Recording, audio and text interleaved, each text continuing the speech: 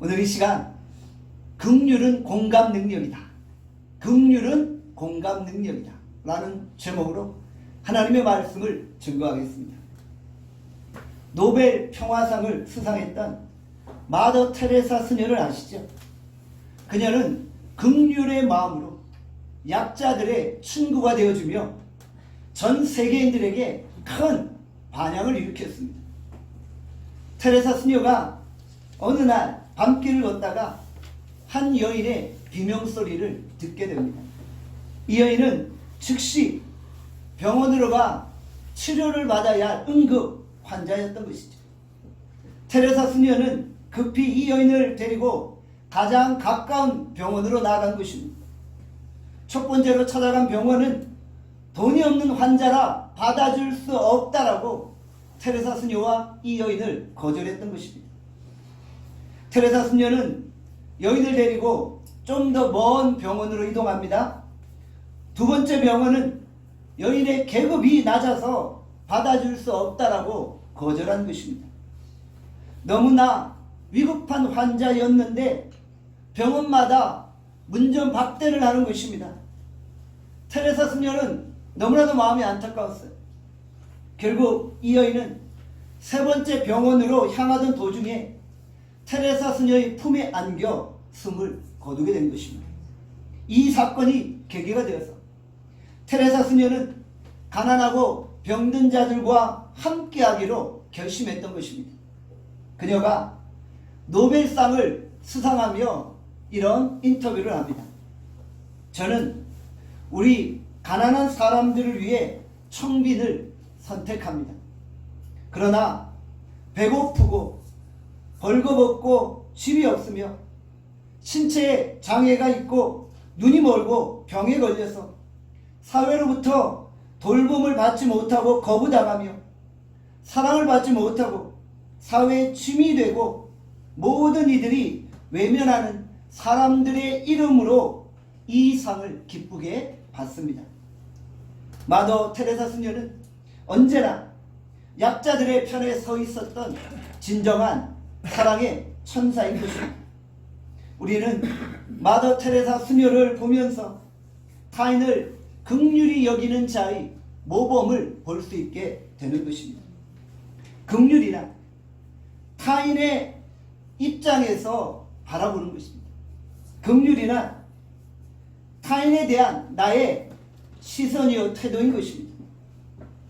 무측은지심 비이냐 라는 고사성어가 있습니다. 무엇입니까? 불쌍히 여기는 마음이 없으면 아예 인간도 아니다. 이런 의미인 거예요. 불쌍히 여기는 마음이 있어야 인간이다. 이런 말인 거예요. 우리가 짐승소리 안 들으려면 타인을 향해 불쌍히 여기는 마음을 가져야 한다. 타자를 향해 긍휼히 여기는 마음을 가져야 한다는 것이죠. 사실 당연한 말인 것 같지만 한편으론 이상적인 말이기도 하다라는 것입니다. 디모데후서에 보면 말세의 특징을 이야기하고 있습니다. 디모데후서 3장 1절 3절 함께 읽어보도록 하겠습니다. 디모데후서 3장 1절 3절 함께 읽겠습니다. 시작.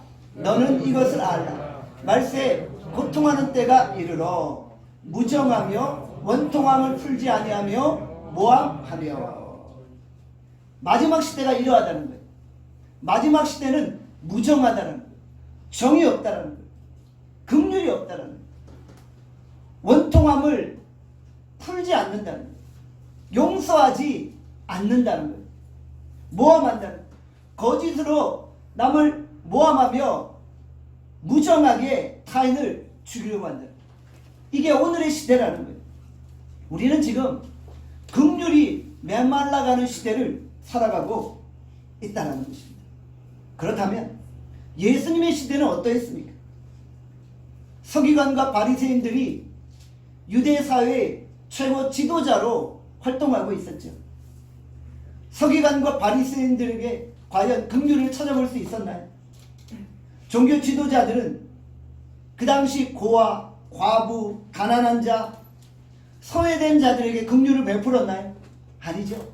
오히려 이 땅에 소외된 자들을 외면하고 거부하고 정죄하고 비판했다는 것이죠. 당시 종교 지도자들은 선민의식에 사로잡혀서 소외된 이웃들, 가난한 이웃들을 완전히 무시해버린 거예요. 자신들은 온전히 율법을 지킨다라고 말하지만 율법의 정신은 외면해버리고 있었던 것이죠. 율법의 정신이 무엇입니까? 타인을 향해 긍휼히 여기고 사랑을 베푸는 거죠. 저들이 율법을 지킨다고 말했지만 오히려 율법의 정신은 외면하고 있었던 것입니다. 안식일에 사람이 죽어가는데 도와주지 않는 거예요. 왜요? 안식일을 범할 수 없다라는 것이죠. 율법의 높은 잣대를 가지고 있었지만 그 잣대로 사람들을 비판하고 정죄하기에 급급했다는 것입니다. 예수님도 공생의 기간 중에 서기관과 바리새인들의 비난을 당한 거예요. 예수님은 어떤 생애를 사셨어요? 고아와 과부와 소외된 자들과 가난한 자들의 친구가 되어 주셨잖아요. 서기관과 바리새인들은 예수님의 모습을 보며 그가 죄인의 친구라고 비난하고 있었던 것입니다. 이런 사회적인 배경 속에서 예수님이 말씀하신 거예요. 마태복음 5장 7절입니다. 같이 읽겠습니다. 시작. 긍휼히 여기는 자는 복이 있나니 그들이 긍휼히 여김을 받을 것이요. 본문에 나타난 긍휼은 헬라어로 엘레오스로서 자비, 불쌍히 여김, 인애 이런 의미로 표현되어집니다. 이 단어는 불쌍히 여기는 마음 플러스 행함으로 표현되어질 수 있다라는 거예요. 긍휼은 긍휼인데 행동 있는 긍휼, 행동 있는 사랑이라는 것입니다. 배고픈 사람에게 먹을 것을 주는 것이 긍휼입니다. 사랑이 필요한 사람에게 사랑을 주는 것이 긍휼입니다. 추위에 떠는 사람에게 옷을 입혀주는 것이 긍휼이라는 거예요.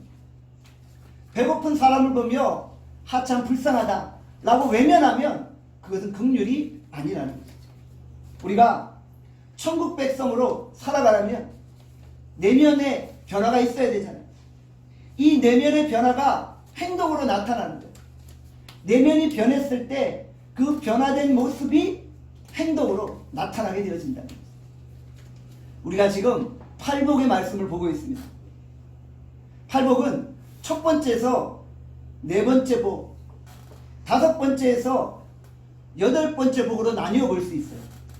전반부의 네 가지 복은 내면의 변화이고 후반부의 네 가지 복은 내면의 변화로 나타나는 결과라고 볼 수 있다는 것이죠. 첫 번째 복이 무엇이었죠? 심령이 가난한 자는 복이 있다. 제가 심령의 가난을 영적인 거지가 되어야 한다 이렇게 표현했었죠. 영적인 거지가 다른 영적인 거지에게 긍휼을 베풀 수 있는 거예요. 내 심령이 가난하지 않으면 절대 남을 긍휼히 여길 수 없는 거예요. 심령이 가난한 자가 다른 사람에게 긍휼을 베풀 수 있다는 것이죠. 저는 이 긍휼을 공감 능력, 동일시 능력이라고 표현하고 싶어요. 긍휼은 공감 능력입니다. 함께 따라합시다. 긍휼은 공감 능력이다. 긍휼은 공감 능력이다. 우리가 남의 아픔에 대해 공감하고 있나요? 우리는 일상에서 나 중심적으로 살아가는 경향이 있습니다. 타인에 대한 역지사지의 마음을 가지지 못하는 경우가 많다는 것입니다. 인간은 태어날 때부터 이기적인 존재로 태어난 거예요. 인간은 타자보다 나에 대해 관심을 집중한다는 것이죠. 언제나 나 중심적으로 행동한다는 것입니다. 인간이 나 중심적인 존재이죠. 그렇다고 해서 나 혼자만 살 수는 없는 것입니다. 우리 인간은 공동의 존재라, 공동 운명체라는 독일의 실존주의 철학자 하이데거가 인간을 공동 존재라고 표현했어요. 이기적인 존재인 나 중심적인 존재인 인간은 결국 타자와 더불어 살아가는 공동 존재라는 것입니다. 우리가 타인과 더불어 살아가는 공동 존재라는 사실을 항상 염두해야만 합니다. 제가 말하는 더불어 살아가 공동 존재라는 의미는 그냥 산다는 것이 아니라 타인을 돌아보아야 한다는, 타인을 긍휼히 여겨야 한다는 것입니다. 우리가 타인을 긍휼히 여겨야 합니다. 그런데 우리 안에 긍휼히 여길 만한 마음의 여유가 없다는 거예요. 긍휼은 언감생심이 되어버립니다. 우리가 살아가는 사회와 직장은 어떠합니까? 제가 아는 한 청년이 저에게 와서 하소연을 합니다. 목사님, 제가 대기업에서 1년간 비정규직으로 근무하다가 도대체 너무 마음이 서러워서 뛰쳐나왔습니다. 이러는 거예요. 그래? 어떤 일이 있었는데? 자기가 비정규직으로 근무하면서 정규직에게 엄청나게 무시를 당했다는 거예요. 정규직은 비정규직과 식사도 같이 안 한다는 거예요. 겸상도 안 하고 밥도 같이 안 먹는다는 거예요. 그러면서 정규직에게 여러 번 갑질을 당했다는 거예요. 직장에서 상사가 직원에게 갑질을 하는 게 비일비재하잖아요. 그들은 자신들의 행위에 대해서 아무런 양심의 가책이 없는 거예요. 힘 있는 자가 힘 없는 자에게 서슴없이 갑질을 자행하는 거예요. 그들에게는 사람을 향한 긍휼을 찾아볼 수 없는 거예요.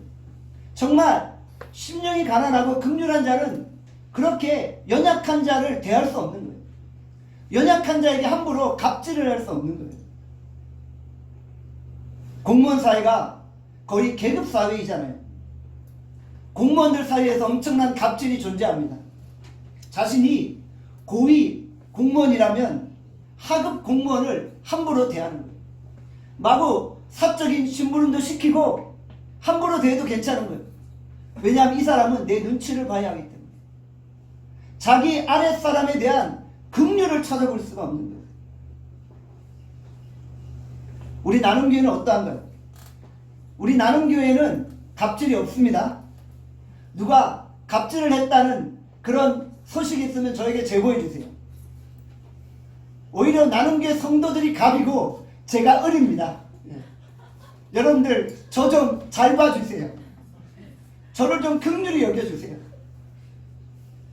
SNS상에 보면 수많은 익명의 악플들이 존재하고 있습니다. 정말 한 사람을 향해 인격 모독적인 악플을 서슴지 않는 거예요. 한 인간을 이 사회에서 매장시켜 버리려고 하는 거예요. 악플을 참지 못해서 자살하는 그런 연예인들이나 운동선수들이 있잖아요.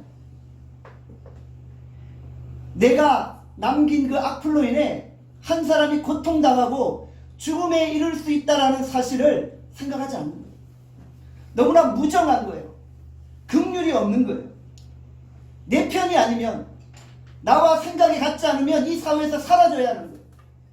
완전히 한 인간을 이 사회 속에서 매장시켜버리고 죽여버리는 거예요. 이게 오늘의 시대라는 거예요. 긍휼이 없는 시대라는 거예요. 과연 한 인간에 대한, 존엄에 대한 긍휼함이 있는지 저는 생각해 보게 돼요. 남의 아픔을 공감하는 것이 긍휼이라는 것이죠. 타인과 나를 동일시하는 거예요. 타인의 아픔이 내 아픔이라고 생각하면 행동하는 긍휼을 베풀 수 있게 되어진다는 것이죠. 얼마 전인가요? 조수빈의 N번방 사건이 터졌잖아요. 온라인상에서 여성들을 대상으로 수많은 성범죄가 자행되어졌잖아요.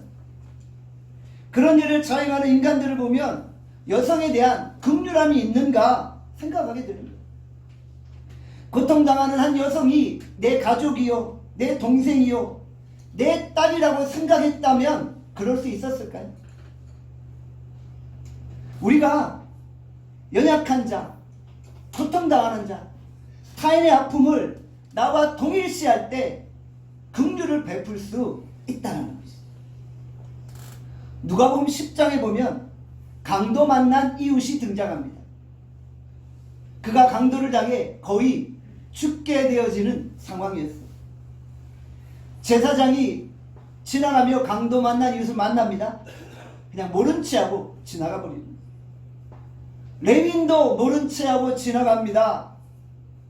그런데 어떤 사마리아인이 강도 만난 이웃을 만납니다. 그리고 그 이웃을 극진하게 보살피고 있었던 것이죠. 과연 세 사람 중에 누가 긍휼을 베푼 자입니까? 율법을 가르친다고 입만 나불나불거렸던 제사장도 아니에요.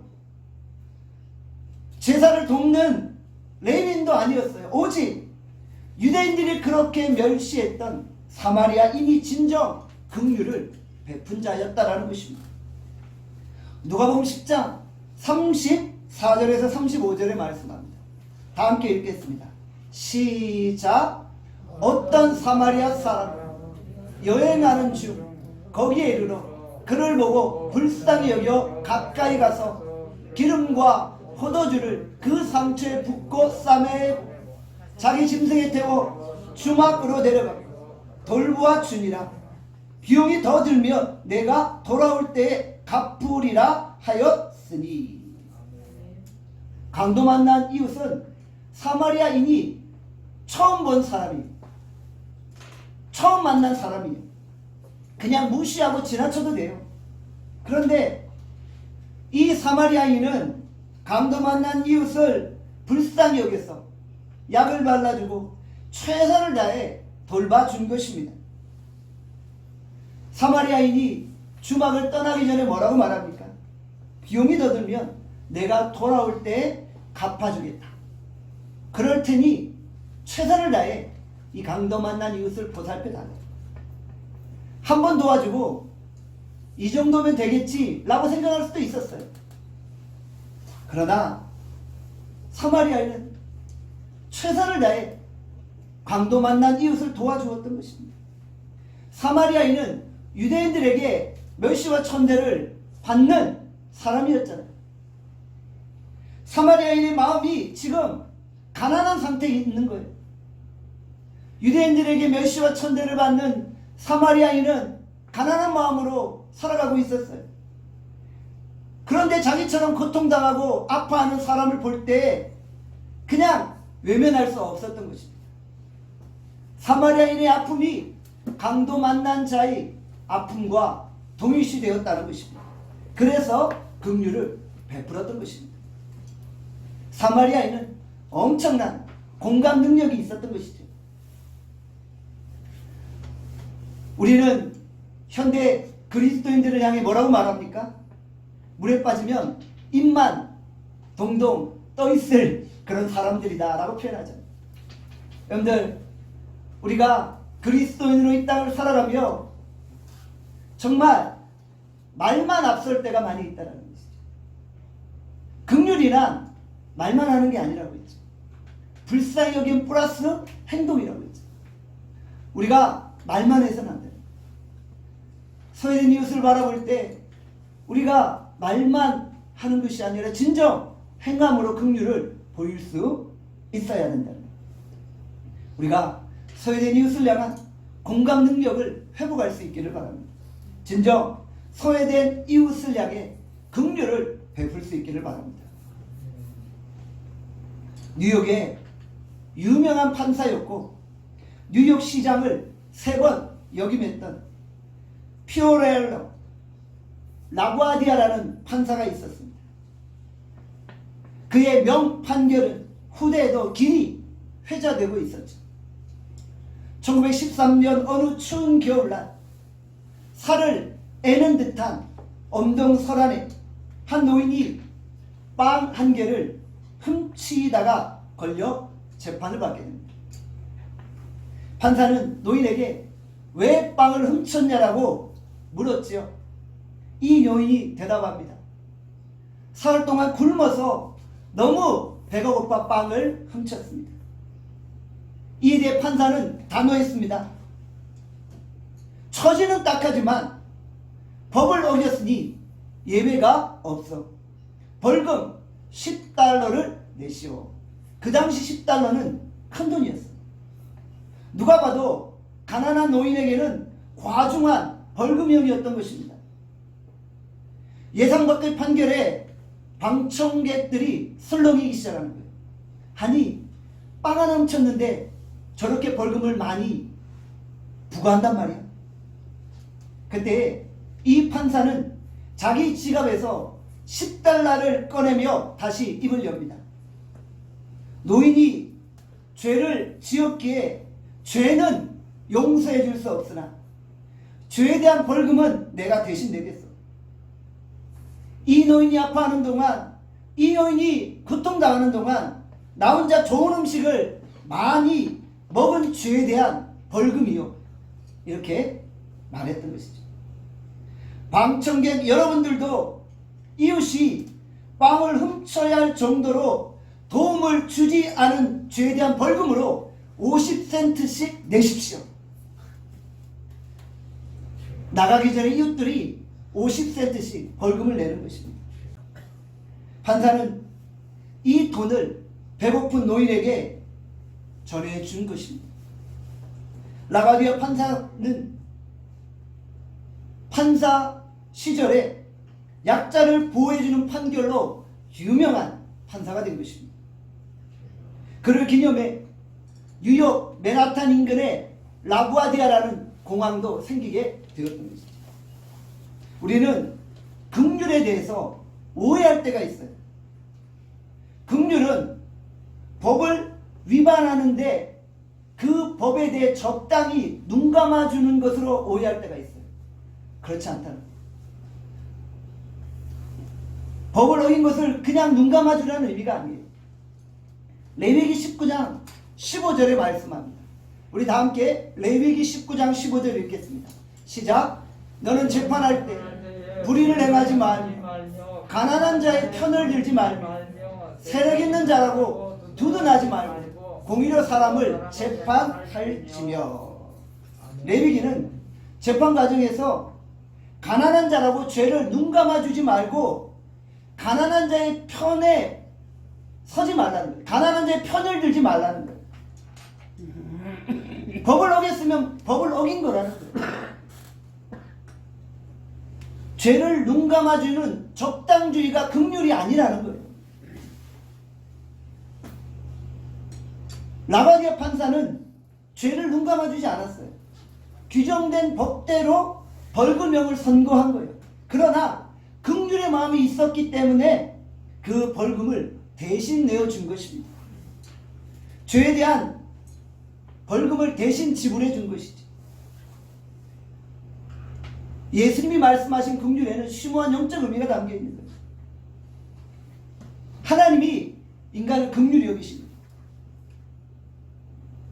그러나 하나님이 인간의 죄를 그냥 적당히 넘어갈 수가 없었어요. 하나님은 공의시잖아요. 공의로운 하나님이 인간의 죄를 눈 감아줄 수가 없었던 거예요. 만약 인간의 죄를 눈 감아준다면 하나님은 공의의 하나님이 아니시게 돼버리는 거예요. 죄를 용납한다면 하나님의 완전성을 스스로 부정하게 되어버리는 거예요. 그래서 그의 아들 예수 그리스도를 이 땅에 보내시고 십자가에 죽게 하심으로 죄에 대한 값을 대신 지불하신 거예요. 대신 인간이 전 그 모든 죄의 형벌들을 대신 짊어지신 거예요. 이것이 인간을 향한 하나님의 긍휼이라는 거예요. 에베소서 2장 4절에서 5절에 말씀합니다. 함께 읽겠습니다. 시작.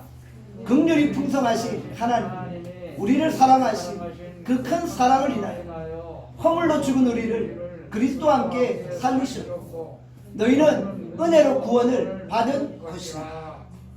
우리가 죄에서 구원받았어요. 무엇 때문인가요?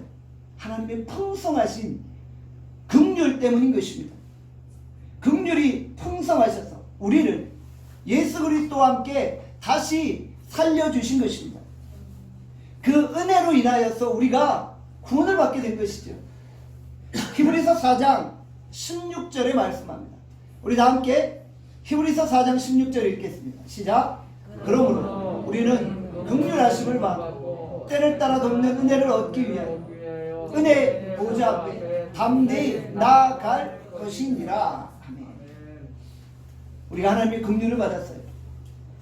우리가 매일매일 주의 긍휼로 인하여 돕는 은혜를 받게 되고 주의 보좌 앞으로 담대히 나아가게 되는 거예요. 우리가 은혜 보좌 앞으로 나갈 때 주께서 우리를 긍휼히 여기셔서 우리의 기도에 응답하시는 거예요. 우리의 질병도 치료하시는 거예요. 우리의 삶에 문제 어려움도 해결해 주시는 거예요. 주님은 우리를 긍휼히 여기시는 거예요. 우리의 죄를 눈 감아주지는 않으시는데 우리가 죄를 지을 때마다 그 아들 예수 그리스도의 십자가를 바라봄으로 우리의 죄를 용서해 주시는 거예요. 그리고 우리에게 다가오셔서 은혜를 허락하시고 삶의 문제 어려움을 풀어주시는 거예요. 우리를 새롭게 하시고 회복시켜 주신다는 사실을 우리가 기억해야 됩니다.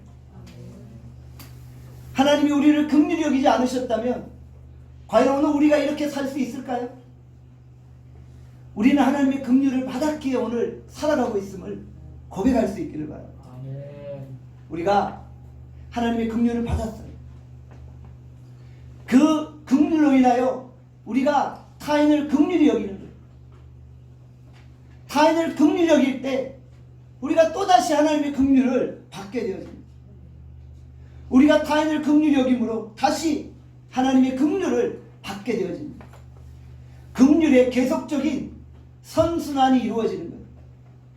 처음 하나님이 우리를 긍휼히 여기셔서 우리의 죄를 구속하시고 구원해 주셨어요. 그 은혜로 인하여 우리가 남을 긍휼히 여기고 그 긍휼히 여김으로 인하여 우리가 다시 하나님의 은혜와 긍휼히 여김을 받게 되어집니다. 하나님이 우리를 긍휼히 여기실 때 특별한 이유가 있으셨나요? 사랑 외에 다른 이유는 없는 거예요. 오직 우리를 사랑하신 거예요. 사랑 외에 다른 이유를 설명할 수 없는 거예요. 사랑하니까 긍휼의 마음이 드는 거예요. 사랑하니까 불쌍히 여기는 마음이 드는 거예요. 마태복음 9장 36절에 말씀합니다. 다 함께 읽겠습니다. 시작. 무리를 보시고 불쌍히 여기시니 이는 그들이 목자 없는 양과 같이 고생하며 기진함이라. 예수님이 무리를 사랑하셨어요. 저들이 목자 없는 양같이 방황하는 모습을 보며 불쌍히 여기십니다. 그들의 상황과 조건과 형편과 처지를 바라보신 게 아니에요. 저들이 가난하건 부유하건 잘생겼건 못생겼건 얼굴이 검던 하얗던 황색이든 관계없는 거예요. 그냥 저들을 사랑하기 때문에 긍휼히 여기시고 불쌍히 여기신 거예요. 천국 백성된 우리가 이 땅을 어떻게 살아가요? 하나님이 우리를 불쌍히 여기셔서 하나님의 자녀가 되게 하셨잖아요. 우리가 이유 없는 사랑을 받았잖아요. 이제 우리가 이유 없이 다른 사람에게 사랑을 베풀어야 하는 것입니다. 우리가 소외된 이웃들을 향해 이유 없는 사랑을 베풀어야 됩니다. 그런데 오늘 우리가 그렇지 못하다는 거예요. 이 세상은 이용 가치를 따라 남을 도와주는 거예요. 내가 이런 도움을 주면 내 어떤 이익이 있겠지. 그런 마음으로 남을 도와주는 거예요. 세상이 우리에게 질문합니다. 왜 도와줘요? 이해가 안 된다. 왜 구제해요? 왜 선교해요? 이해를 못하는 거예요. 우리가 한 영혼을 사랑하고 한 영혼을 불쌍히 여기기 때문에 돕고 복음 전하고 전도하는 것입니다. 우리가 하나님의 진정한 긍휼을 맛보았기 때문에 이유 없이 베푸는 거예요. 오늘 우리가 이유 없는 긍휼로 우리 인생을 채울 수 있기를 바랍니다. 과거에 나눔교회 옆에 애견샵이 있었어요. 제가 교회를 지나다니며 많은 애완견들을 보았어요. 다들 예쁘고 귀여운 애완견들을 데리고 다니는 거예요. 그런데 어떤 친구가 장애를 입은 애완견을 데리고 들어가는 거예요. 눈도 좀 이상하고 다리도 좀 쩔뚝거리고 눈으로 보기에 혐오스러운 애완견이었어요. 제가 들어가서 옆에서 물어봤어요. 왜 이렇게 혐오스러운 애완견을 데리고 다니냐고. 다른 사람들은 다들 예쁘고 귀여운 애완견 데리고 다니는데 너는 왜 이렇게 혐오스러운 애완견을 데리고 다니냐. 그 친구가 뭐라고 대답했을까요? 내가 사랑해주지 않으면 어느 누가 이 애완견을 사랑해주겠어요. 내가 사랑해주지 않으면 누가 이 장애를 입은 못생기고 볼품없는 애완견을 사랑해줄 수 있겠어요. 우리가 보기엔 혐오스러운 애완견인데 주인이 보기엔 가장 사랑스러운 애완견이었다는 것입니다. 다른 이유를 들 수 있나요? 그냥 사랑하는 거예요. 이유가 없어요. 자식 사랑이 긍휼이잖아요. 고슴도치도 자기 자녀는 예쁘다고 말한다고 하잖아요. 뭐 내 자녀가 저 진짜 예뻐서 사랑하는 것입니까? 뭐 진짜 잘났고 진짜 똑똑하고 진짜 유능해서 사랑하는 겁니까? 그렇지 않아도 사랑하는 거잖아요. 사랑하기 때문에 예뻐 보이고 사랑하기 때문에 아름다워 보이는 거잖아요. 이유 없이 그냥 사랑하잖아요. 내가 사랑해주지 않으면 누가 사랑해줄 수 있을까? 이것이 긍휼입니다. 오늘 우리가 주변의 이웃들을 바라보며 긍휼히 여길 수 있기를 바랍니다. 한 영혼을 바라보며 불쌍히 여길 수 있기를 바랍니다. 우리가 구원받지 못한 그 죽어가는 영혼들을 바라보며 불쌍히 여기는 거예요. 영원 사랑으로 긍휼히 여기는 거예요. 코로나 사태 이후로 수많은 한국교회 성도들이 방황하고 있어요. 2년을 넘어 3년이라는 오랜 시간 동안 코로나가 한국 사회를 덮어버리며 한국교회 성도들이 목자 없는 양같이 방황하고 있어요. 제가 보기에는 정말 안타깝고 민망할 정도예요. 교회로 나가지 못하고 방황하고 애통해하고 갈급하고 있어요. 저는 그 영혼들을 바라보며 눈물이 터지는 거예요. 목자 없는 양같이 방황하는 이 한국교회 성도들을 바라보며 애통하는 마음이 있는 거예요. 긍휼의 마음이 있는 거예요. 저들이 함께 모여 하나님을 예배해야 되는데 두려움과 불안함 가운데 그 주의 은혜를 경험하지 못하는 거예요. 지금 이 시대에 교회를 찾지 못하는 가난한 성도들이 많이 있다고들 말하잖아요. 저는 목자 없이 방황하는 성도들을 나눔계로 다 모아야겠다, 이런 결심을 하게 됩니다. 우리가 정말 그 방황하는 영혼들을 바라보며 애통함으로 그리스도의 사랑과 복음의 진리를 외치는 거예요. 어떤 영혼도 지옥 백성 만들 수 없다 라는 각오와 결단을 가지고 영혼을 향한 애통함을 가지게 되는 거예요. 진짜 불쌍히 여기는 마음 있는 사람은 영혼을 향해 기도하게 되죠. 로마서 9장 3절에 말씀합니다. 같이 로마서 9장 3절 읽겠습니다. 시작. 나의 형제분 권력의 친척을 위하여 내 자신이 저주를 받아 그리스도에게서 끊어질지라도 원하는 바라. 바울은 자기 동족 유대인들을 향한 안타까운 마음이 있었어요. 저들이 예수 그리스도를 알지 못하고 멸망 가운데 거하는 거예요. 그래서 사도 바울이 동족의 구원을 위해 주의 복음을 증거하고 있지 않습니까? 내 형제된 유대인들을 위해 내가 저주를 받아 그리스도에게서 끊어질지라도 원하는 바로라, 이런 각오와 결단을 가지고 동족 이스라엘의 구원을 위해 애통해하며 부르짖으며 기도하고 있는 것입니다. 오늘 우리가 긍휼히 여기는 기도를 하나님 앞에 올려드리는 것입니다. 최고의 긍휼 사역이 무엇입니까? 죽어가는 영혼들에게 복음을 전하는 거예요. 예수님이 방황하는 인생들에게 질병의 치료와 먹을 것을 주셨지만 더 중요한 복음을 증거하심으로 영혼을 구원해내신 거예요. 이게 진짜 중요한 긍휼 사역이라는 거예요. 빵을 주고 연약함을 도와주는 것이 긍휼 사역의 완성이 아니라는 거예요. 우리 주변에 방황하는 우리 청년들, 청소년들 얼마나 많이 있어요. 그들이 예수 그리스도를 알지 못해 죽음의 문턱을 향해 나가고 있잖아요. 그들에게 복음을 전하는 거예요.